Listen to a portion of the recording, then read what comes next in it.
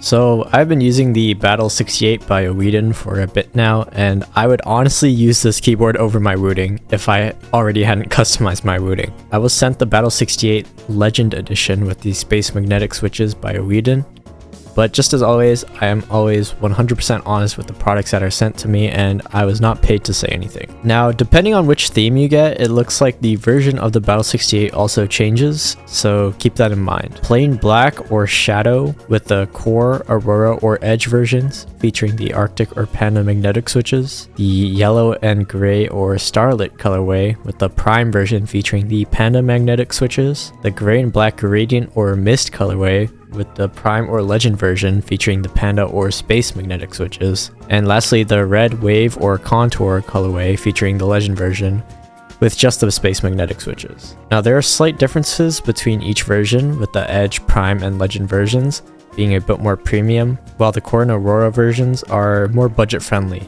The core version doesn't even have backlight LEDs. The Aurora, Edge, Prime, and Legend versions do have a south-facing PCB, which is hot swappable as well. It also supports Gateron magnetic jades if you do want to upgrade your switches. The space magnetic switches in the Legend version do feel good though. The switches feel light and responsive, and the keyboard overall feels very similar to the Polar 65 with the Fuji magnetic switches by Arbiter Studios. But the switches do feel a tiny bit scratchy, but it's not to the point where it will bother you in game. Here's a quick sound test.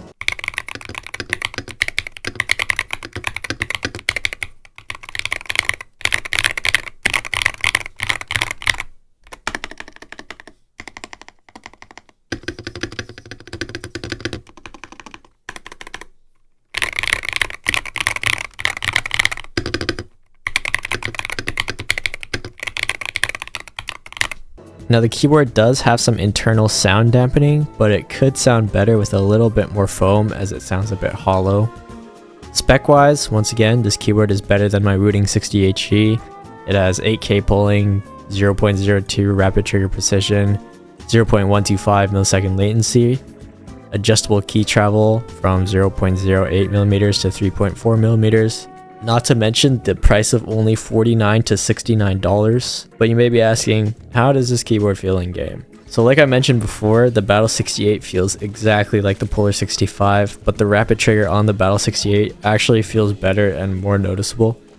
I had a hard time actually feeling the rapid trigger on the Polar 65. It could be because I had the first batch and they might have improved it a bit later, but to me the Polar 65 felt almost like a regular keyboard. But I would say for the Battle68 in game, I felt no difference between using this keyboard and my wooting. The SOCD also works perfectly fine. I'm super impressed with what budget Hall effect keyboards are capable of doing now, and I really see no purpose in spending more than $200 for a keyboard just for the rapid trigger. The only justifiable reason for wanting to spend more than $200 is if you want to build a custom Hall effect keyboard, but other than that, I would say the Hall effect keyboard market is at a point where you really don't need to spend more than $200 for a stock Hall effect keyboard. The keyboard also uses a web-based software, so everything you need can be found on a website, but the website is super hard to find, so here's the link right here if you need to find it. And the software basically has all the features. You can change the keybinds, you can change the lighting, you got macros, obviously you got your rapid trigger settings, and you even got SOCD. The logos were definitely stolen from wooting because they look identical to wooting's web-based software, but that's besides the point. Basically you get SOCD, and yeah, you can change your rapid trigger settings. The setup is kind of confusing. I had to recalibrate my keyboard first, then I can change all my settings, but yeah, it was pretty confusing at first, but you get the hang of it.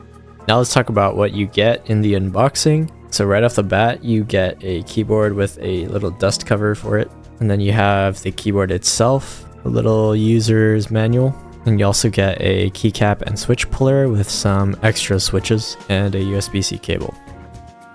In conclusion, if you want a keyboard with rapid trigger and SOCD, but don't have the budget to drop hundreds of dollars on a wooting, the EWEADN Battle68 is the perfect budget alternative. Coming from my custom wooting 68G, switching to this keyboard was flawless.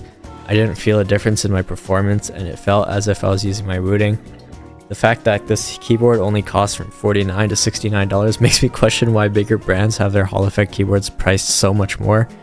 There's no reason why Hall Effect keyboards need to be as expensive as they are, especially with the existence of the Battle68. But yeah, super impressed by EWEADN. Very good job. That's it. See ya.